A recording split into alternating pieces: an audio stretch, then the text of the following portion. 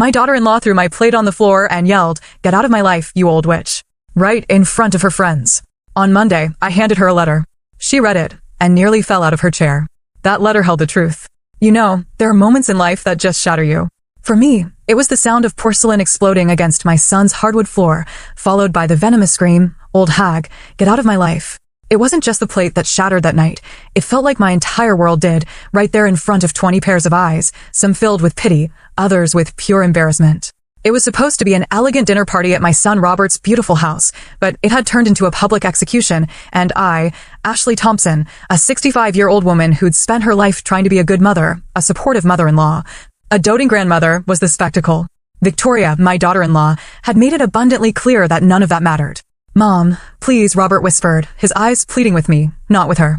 He never once chastised her, never once stood up for me. I just stood there, food splattered across my beige slacks, my hands trembling. Victoria glared, her perfectly made-up face twisted with disgust. This wasn't the first time she'd shown her true colors, but it was certainly the most public, the most humiliating. "I think it's best if you leave, Ashley," she said, her voice dripping with fake concern. "You're clearly upset, and we wouldn't want you to have one of your episodes." Episodes? I don't have episodes. Never have. But Victoria had spent years building this narrative to Robert and their friends, that I was unstable, difficult, intrusive. And my son, the little boy I'd raised alone after his father died when he was just 10, he believed her. As I gathered my purse and cardigan, I saw them. 7-year-old Emma and 5-year-old Lucas, peering from the top of the staircase, wide-eyed, watching their grandmother being thrown out of their home like garbage. What were they learning about respect? About family? The drive home was a blur of tears and memories. I thought back to when Robert first brought Victoria home 5 years ago. She was charming then, laughing at my stories, complimenting my home. The change had been so gradual. A cancelled invitation here, a snide remark there. Then came the restrictions on seeing my grandchildren. Always an excuse. Too busy. Kids had activities. Victoria needed family time without in-laws. I pulled into the driveway of the small house I'd lived in for 40 years, the house where I'd raised Robert alone, working 2 jobs to ensure he had everything. Now he lived in a sprawling suburban home with a wife who despised me for reasons I couldn't fathom. Inside, I sank onto my couch, still in my stained clothes, and just let the tears flow. My phone buzzed. A text from Robert. "Mom, I'm sorry about tonight. Victoria is just stressed with work. Give her some space, okay?" Space. That's all I'd been giving them. So much space that I was becoming a stranger to my own grandchildren. And still, it wasn't enough. I dragged myself to the bathroom and caught sight of my reflection. I barely recognized the woman staring back at me, shoulders slumped, eyes red-rimmed, face drawn with sadness. When had I allowed myself to become this person? When had I started believing I deserved this treatment? That night, I slept fitfully, dreaming of porcelain shattering and voices shouting. In my dreams, I stood up for myself. I told Victoria exactly what I thought.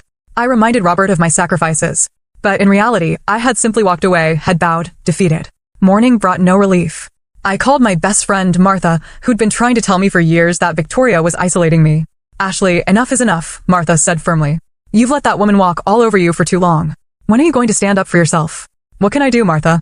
If I confront her, she'll just use it as another excuse to keep me away from the children. So you'll just keep taking her abuse? Is that your plan?" I had no plan. I felt trapped. Fight back and risk losing what little contact I had, or continue to endure Victoria's cruelty. What I didn't know then was that Monday would change everything. Monday, when I would hand Victoria a letter that would make her fall out of her chair. A letter that would finally expose the truth and give me back the dignity I had surrendered, piece by piece, over the years. But first, I needed to find my courage again. And as I sat at my kitchen table that morning, sipping tea from a chipped mug, I had no idea that courage would find me in the most unexpected place, or that the weapon I needed against Victoria had been in my possession all along. The weekend crawled by in a haze of self-pity and regret. By Sunday afternoon, I couldn't bear to sit alone with my thoughts any longer. I decided to tackle the cluttered attic, a project I'd been putting off for years. At least physical labor might distract me from the persistent ache in my chest. The attic was stifling, filled with decades of memories packed in cardboard boxes. I started with Robert's childhood mementos, baseball trophies, school projects, photo albums documenting every milestone. Had Victoria seen these? Did she know how I cheered at every game, helped with every science fair project, worked overtime to pay for college applications? Hours passed as I sorted through the boxes. My back ached and dust coated my clothes, but the physical discomfort was almost welcome, a different kind of pain to focus on. That's when I found it, a large manila envelope tucked behind an old dresser. I didn't recognize it at first.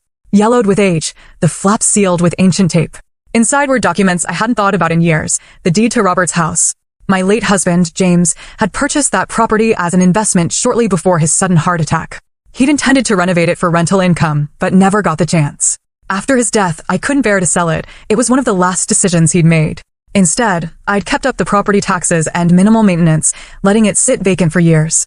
When Robert and Victoria got married, they'd been saving for a house.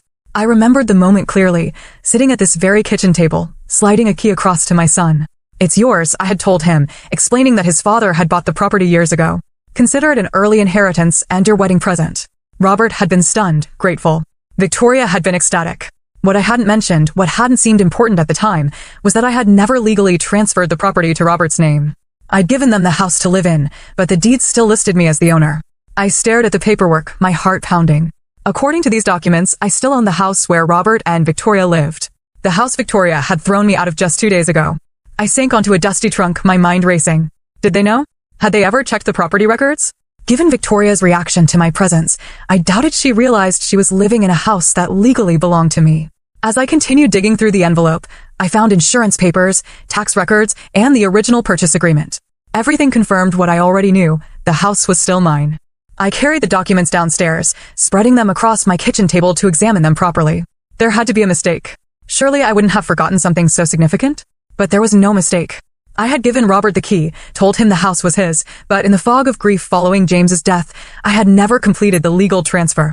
I had simply handed over the keys and let them move in, trusting that we would sort out the paperwork eventually. But we never had.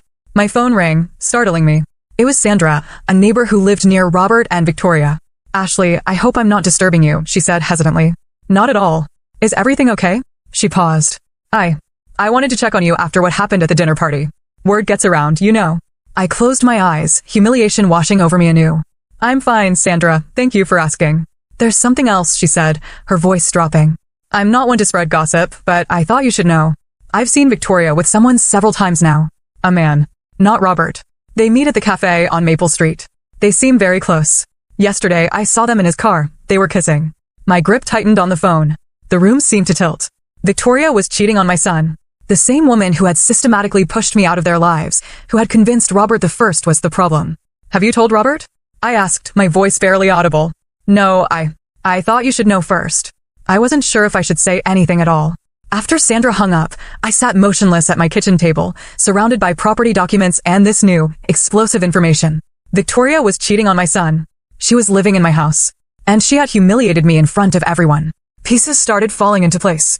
Victoria's increasing hostility toward me, her determination to cut me out of their lives. What if it wasn't just ordinary mother-in-law attention? What if she was deliberately isolating Robert from his support system? I needed to confirm Sandra's story before jumping to conclusions, but combined with the property documents spread before me, I now held information that could completely change the power dynamic between Victoria and me. For the first time since that disastrous dinner party, I felt a flicker of something other than despair. Not quite hope, not quite vindication, but a growing certainty that the universe had just handed me the means to reclaim my dignity and protect my son. Monday was approaching, and with it, a decision I never thought I'd have to make.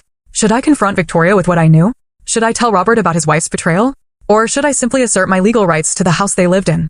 As the sun set outside my window, I knew one thing for certain. I was done being the victim in Victoria's story. It was time for me to write my own ending. That night, sleep eluded me. I tossed and turned, my mind racing with possibilities and consequences. By morning, exhaustion had settled deep in my bones, but a strange clarity had emerged. I called Martha. "I need your advice," I said when she answered. "Can you come over?" An hour later, we sat at my kitchen table, the property documents and a pot of strong coffee between us. Martha listened without interruption as I explained everything: the house, Sandra's revelation about Victoria's affair, my growing suspicion that Victoria was systematically isolating my son. When I finished, Martha reached across the table and squeezed my hand. "I've been waiting 5 years for you to see what that woman really is. I should have listened to you sooner," I admitted. "The question is, what are you going to do now?" Martha asked, tapping the property deed. "You have options, Ashley. Real power." Did I? The thought was so foreign after years of yielding to Victoria's hostility, stepping back to keep the peace, making myself smaller to accommodate her demands. "I could tell Robert about the affair," I said quietly. Martha frowned. "And what if he doesn't believe you? Victoria's had years to poison him against you. He might think you're making it up out of spite." She was right. Victoria had skillfully positioned me as the jealous, clingy mother who couldn't let go. Any accusation from me would be filtered through that lens. Or, Martha continued, you could use the house. Legally, you could evict them. I recoiled at the thought. I would never do that to Robert or my grandchildren. Of course not, Martha said, a glint in her eye. But Victoria doesn't know that. I stared at my oldest friend, seeing the strategic mind that had made her a formidable business owner before retirement. You think I should threaten her? I think you should let her know that you know about everything, the affair, the house. Let her realize that the power dynamic has shifted. Martha's eyes gleamed. Watch her squirm for a change. The idea was tempting, so tempting that it frightened me. Was I really considering such calculated retaliation? But wasn't that precisely what Victoria had been doing to me for years? I don't want revenge, I said finally. I just want to protect my son and my grandchildren. And maybe to get back a little of what she's taken from me. Martha nodded. Then you need evidence of the affair. Something concrete that Robert can't dismiss. And then what? Break my son's heart? Destroy his family? Victoria's already doing that, Martha said bluntly. You'd just be opening his eyes to the truth. After Martha left, I sat alone, weighing my options. The thought of confronting Victoria made my stomach clench with anxiety. She was younger, more confident, quicker with cutting remarks. But she had also never seen me fight back. I spent the afternoon driving past the cafe on Maple Street where Sandra had seen Victoria with her lover. Fortune favored me. There they were, sitting at an outdoor table, their hands intertwined. I parked a safe distance away and used my phone to take pictures. Victoria looked animated, happy, her face lit with an ease I'd never seen when she was with Robert. The man was handsome, in a polished way, expensive haircut, designer clothes. They seemed comfortable together, familiar. This was clearly not a new development. I followed at a distance when they left the cafe. They walked to a sleek car parked on a quiet side street. Before getting in, Victoria glanced around furtively, then leaned in for a passionate kiss. I captured it all on my phone, feeling sick but determined. They drove to a small hotel on the outskirts of town. I didn't follow further. I didn't need to. By evening, I knew what I had to do. Not for revenge, not for satisfaction, but because my son deserved the truth, and because I deserved to reclaim my dignity. I sat at my desk and began to write, the words flowing more easily than I expected. Victoria, I want you to know 3 things. First, the house you live in, the house you threw me out of, legally belongs to me. I never transferred the deed to Robert's name. Enclosed are copies of the relevant documents. Second, I know about your affair. I know about the man you meet at the cafe on Maple Street, about your trips to the Parkview Hotel. I have photographic evidence, also enclosed. Third, I love my son and my grandchildren more than anything in this world. I've stepped back, stayed silent, and endured your cruelty because I feared losing them entirely. That ends now. I don't want to hurt Robert. I don't want to devastate my grandchildren. But I will not allow you to continue destroying our family while living under my roof. You have a choice. End the affair immediately and start treating me with the basic respect any human being deserves, or I will tell Robert everything and begin formal eviction proceedings. I'm not asking to be your best friend. I'm simply requiring decency for myself and for the sake of my son, who deserves better than betrayal. You have until Friday to decide. Ashley. I read the letter over, feeling a strange calm.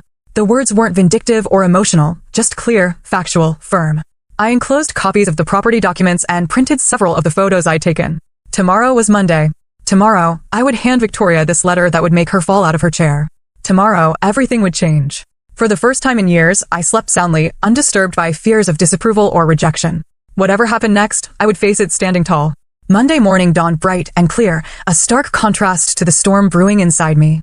I dressed carefully, a simple blue dress that Martha always said brought out my eyes, comfortable but elegant flats, a touch of makeup. Not for Victoria's benefit, but for my own. Today, I needed every ounce of confidence I could muster. The envelope sat on my kitchen counter, sealed and waiting. Inside were the truths that could shatter the careful facade Victoria had constructed, the proof of her affair, the documents showing that I owned the house she had made into her fortress against me. I checked the time. Robert would be at work. He always left by 7:30. The children would be at school. Victoria typically spent Monday mornings at home, catching up on household affairs before meeting friends for lunch. It was the perfect opportunity. As I drove to their house, my resolve wavered. Was I really prepared to upend everyone's lives? What if this made things worse? What if Robert blamed me, the messenger, rather than Victoria for her betrayal? No, I said aloud, gripping the steering wheel tighter. I can't keep living like this. The house, my house, legally speaking, came into view. The lawn was immaculate, the garden beds bursting with the flowers Victoria selected each season. Even from the outside, it looked like the perfect home for the perfect family. But I knew better now. I parked at the curb, took a deep breath, and walked up the stone path to the front door. The envelope felt heavy in my hands, weighted with consequences. I rang the doorbell and waited, heart pounding. After a moment, I heard footsteps approaching. The door swung open, and there stood Victoria, perfectly put together as always, in designer jeans and a crisp white blouse. Her expression shifted instantly from neutral to cold annoyance. Ashley, she said flatly. Robert's not home. I know, I replied, my voice steadier than I'd expected. I came to see you. She raised an eyebrow, making no move to invite me in. I thought I made it clear on Friday that we needed space. You made a lot of things clear on Friday, I said. May I come in? This won't take long. Victoria hesitated, then stepped back grudgingly. 5 minutes. I have a busy day. I followed her into the living room, the same room where she'd humiliated me just 3 days ago. The physical evidence was gone. No shattered plate, no food stains on the floor, but the emotional debris remained thick in the air between us. Well, Victoria crossed her arms, tapping her foot impatiently. What's so important? I held out the envelope. This is for you. She looked at it suspiciously. What is it? Something you need to see. With obvious reluctance, Victoria took the envelope and tore it open. Her eyes scanned the first page of my letter, widening slightly. Then she flipped to the property documents, her fingers tensing around the paper. When she reached the photographs, her face drained of color. She looked up at me, then back at the photos, then at the deed. Her legs seemed to give out as she sank into the nearest chair, the papers clutched in her trembling hands. This is absurd, she stammered. But the panic in her eyes betrayed her. These photos they don't show anything. And this paperwork must be outdated. The photos show exactly what they appear to show, I said calmly. And the property records are current. I checked with the county office yesterday. Victoria's composure cracked further. You had no right to spy on me. And you had no right to treat me the way you have for years, I countered. To isolate my son from me. To limit my time with my grandchildren. To throw me out of my own house. Your house. Her voice rose shrilly. This is our house, Robert and I. Robert, and you have been living here because I allowed it, I interrupted. I gave him the key as a wedding present, but I never legally transferred ownership. An oversight on my part, but a fortunate one, as it turns out. Victoria stood suddenly, her face flushing with anger. This is blackmail. No, I said evenly. This is a boundary. This is me standing up for myself after years of your cruelty. You wouldn't dare tell Robert, she hissed. It would destroy him. Is that what you want? To hurt your precious son? I met her gaze steadily. I don't want to hurt anyone. That's why I'm giving you a choice. End the affair, treat me with basic respect, or face the consequences of your actions. Victoria's eyes narrowed to slits. You think you've won, don't you? You think you can waltz in here with your threats and your so-called evidence and suddenly have power over me. This isn't about winning, Victoria. It's about truth. It's about my family. Yes, my family, including my son and my grandchildren and my place in it. She threw the papers onto the coffee table, her hands shaking with rage. Get out of my house. My house, I corrected gently, turning toward the door. You have until Friday to decide what happens next. As I walked out, I felt lighter than I had in years. Despite the tension of the confrontation, I hadn't raised my voice. I hadn't lost control. I had simply spoken my truth and set my terms. From the car, I glanced back at the house. Victoria stood in the window, watching me, her expression unreadable from this distance. I had no idea what she would choose to do next, and the affair, agree to my terms, or call my bluff. But for the first time in our 5-year relationship, the choice wasn't entirely hers.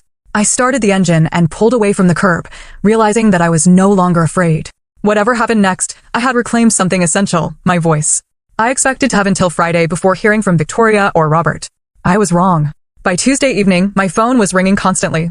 First Victoria, then Robert, then Victoria again. I let each call go to voicemail, needing time to steady myself before the inevitable confrontation. Victoria's message was venomous. You've made a terrible mistake, Ashley. You have no idea what you've done. Roberts was confused, worried. Mom, what's going on? Victoria is upset. She says you threatened her. Please call me back. I took a deep breath and called my son. Robert, I think we need to talk in person. Mom, whatever is happening between you and Victoria, can't you just apologize? She's really upset. Something in me snapped. No, Robert. Not this time. This is important. Can you meet me at Riverside Park in an hour? He hesitated. All right, but Mom, please, let's resolve this peacefully. The park was quiet in the early evening, just a few joggers and dog walkers enjoying the fading light. I sat on a bench overlooking the river, watching the water flow steadily past. There was comfort in that constancy. The river had been here long before my problems and would continue long after. Robert arrived, looking harried, his tie loosened, hair slightly mussed as if he'd been running his hands through it. A nervous habit from childhood. Mom, he said, sitting beside me. What's this about?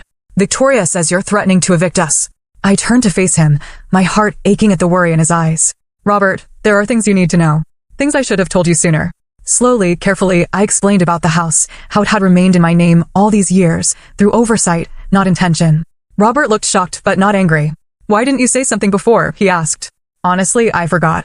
After giving you the key, in my mind, it was your house. I only discovered the truth when I was cleaning the attic this weekend. Robert nodded slowly. We can fix that. I'll call our lawyer tomorrow and have the deed transferred properly. I took a deep breath. There's more, Robert. His face fell. Mom, please, if this is about Victoria's behavior at the dinner party, she's stressed with, Victoria is having an affair, I said quietly. Robert froze, his face draining of color. What? I reached for his hand. I'm so sorry. I wouldn't tell you this if I wasn't certain. You're wrong, he said, pulling his hand away. Victoria wouldn't. She loves me. She loves our family. Robert, I said gently, retrieving my phone. I have proof. I showed him the photos. Victoria with her lover at the cafe, their passionate kiss by the car, entering the hotel together. With each image, Robert's expression crumbled further. No, he whispered. No, this can't be.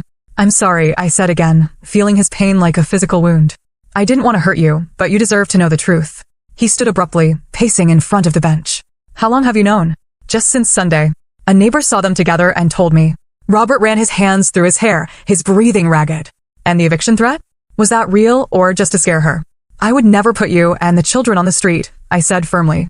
Never. But Victoria didn't know that. I wanted her to understand that things had to change, that I wouldn't be treated like dirt in my own family anymore. He was quiet for a long moment, staring out at the river. All these years, he said finally, Victoria told me you were trying to come between us. That you were clingy, possessive. That your feelings were always hurt because you couldn't accept that I had my own life. My throat tightened. And you believed her? She was my wife, he said simply. Then corrected himself. She is my wife. I tried so hard, Robert. I stepped back. I made myself small. I accepted the scraps of time she allowed me with you and the children. All to keep the peace. Robert turned to face me, his eyes red-rimmed. I should have seen it. I should have stood up for you. We both made mistakes, I said. But it's not too late to fix them. What am I going to do? He asked, suddenly looking like the lost boy who'd faced his father's death all those years ago. You're going to take some time to think, I said gently. You're going to decide what's best for you and Emma and Lucas. And whatever you decide, I'll support you. She's going to say you're lying, that you've always been jealous of her. I nodded. Probably. That's why I made copies of everything, the photos, the property documents. She can deny it, but the truth is the truth. Robert sank back onto the bench, shoulders slumped. I need to confront her. Do you want me to come with you? He considered this, then shook his head. No, this is between me and Victoria. But afterward, his voice faltered. Afterward, I might need a place to stay with the kids. You know you're always welcome, I said, my heart both breaking for his pain and swelling with hope that my son might finally be coming back to me. As dusk settled over the park, Robert and I sat in silence, watching the river flow. The confrontation with Victoria still loomed ahead, but something fundamental had already shifted. For the first time in years, my son and I were on the same side, facing the truth together instead of divided by Victoria's manipulations. Whatever happened next, we would face it as a family, the real family that had existed long before Victoria entered our lives. 6 months can change everything. On a warm Saturday morning, I stood in my kitchen preparing breakfast, pancakes shaped like dinosaurs, a weekend tradition that had recently been reinstated. Upstairs, I could hear the patter of small feet and excited whispers as Emma and Lucas awakened. Grammy, is breakfast ready? Emma called down the stairs, her voice carrying through the house. My house, which now held more love and laughter than it had in decades. Almost ready, sweetheart. Tell your daddy to bring you down. So much had changed since that fateful day when I handed Victoria the letter. The confrontation between her and Robert had been explosive. According to my son, Victoria had denied everything at first, then shifted to blame. It was Robert's fault for being emotionally distant, my fault for turning him against her, society's fault for not understanding her needs. But faced with the undeniable evidence of her affair, her defenses had eventually crumbled. The woman who had seemed so invincible, so cruelly confident, had revealed herself to be a house of cards, fragile, insecure, built on lies. Robert and the children had moved in with me the very next day, bringing only what they could carry in a few hastily packed suitcases. Victoria had been apoplectic, threatening lawsuits, custody battles, even physical violence. But when Robert's lawyer, not mine, as I'd insisted this remain primarily between them, had presented the property documents along with the evidence of infidelity, her position had weakened considerably. The divorce proceedings had been difficult, especially for the children. Emma, at 7, understood enough to know that her mother had done something that hurt her father deeply. Lucas, at 5, simply couldn't comprehend why his family had shattered overnight. I'd done my best to provide stability during those turbulent months. My small house became a refuge, not just for Robert and the children, but for me as well. After years of being pushed to the margins of my family's life, I was suddenly central again, needed again.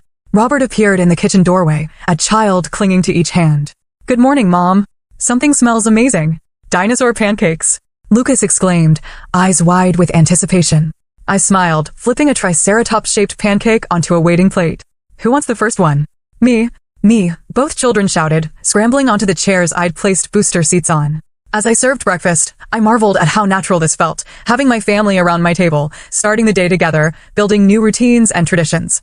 It wasn't the future I had envisioned, certainly not one that came without pain, but it was real and precious nonetheless. Robert caught my eye over the children's heads and smiled.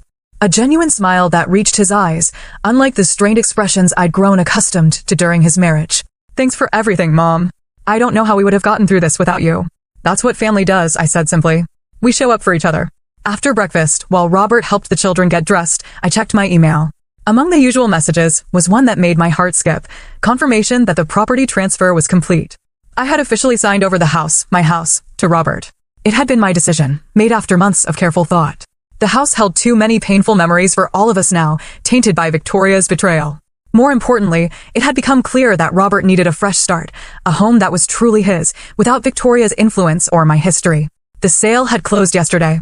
Robert didn't know yet. I'd tell him today, show him the papers, making him the sole legal owner. It was time for him to rebuild his life on his own terms, in a space that belonged entirely to him. The doorbell rang, interrupting my thoughts. Robert appeared in the hallway, confusion on his face. Are we expecting someone? I shook my head. I'll get it. Opening the front door, I found Victoria standing on my porch, looking nothing like the polished, confident woman who had once thrown my plate to the floor. Her hair was pulled back in a simple ponytail, her face bare of makeup, her designer clothes replaced by jeans and a plain sweater. Ashley, she said, her voice lacking its usual sharp edge. May I come in? I hesitated, protective instincts flaring. Victoria, I don't think that's, please, she interrupted. Just for a minute. I need to say something. Behind me, I heard Robert's sharp intake of breath as he recognized his ex-wife's voice. Mom, it's okay. Let her in. Victoria stepped into the hallway, her eyes darting nervously to Robert, then back to me. I won't stay long. She took a deep breath. I came to apologize. Of all the things I had expected from Victoria, an apology had never been among them. These past months, I've had a lot of time to think, she continued. The divorce, losing custody. Her voice faltered. I've been seeing a therapist, trying to understand why I did the things I did. Robert crossed his arms. Anne, I was wrong, Victoria said simply. I was insecure, jealous of your relationship with your mother. I convinced myself she was trying to control our lives when really, I was the one doing the controlling. She turned to me. Ashley, I treated you terribly. The things I said, the way I isolated you from Robert and the children, there's no excuse. I'm truly sorry. I searched her face for signs of manipulation or hidden agendas, but found only genuine remorse. This wasn't the Victoria I had known, or perhaps it was a Victoria I had never been allowed to know. Thank you for saying that, I said carefully. It means a lot to hear. The children are upstairs, Robert said. They're almost ready for the park. Would you like to see them before we go? Victoria's eyes filled with tears. I would very much. As she climbed the stairs to greet her children, Robert turned to me. Do you think she's sincere? I considered the question. Yes, I do. People can change, Robert. Sometimes they just need a wake-up call. Later that day, after Victoria had gone and the children were napping, exhausted from their morning at the park, I showed Robert the property transfer documents. Mom, I can't accept this. You can and you will, I said firmly. It's time for you and the children to have your own home again. A fresh start. Robert embraced me, his voice thick with emotion. I don't deserve you. You deserve everything good, Robert. You always have.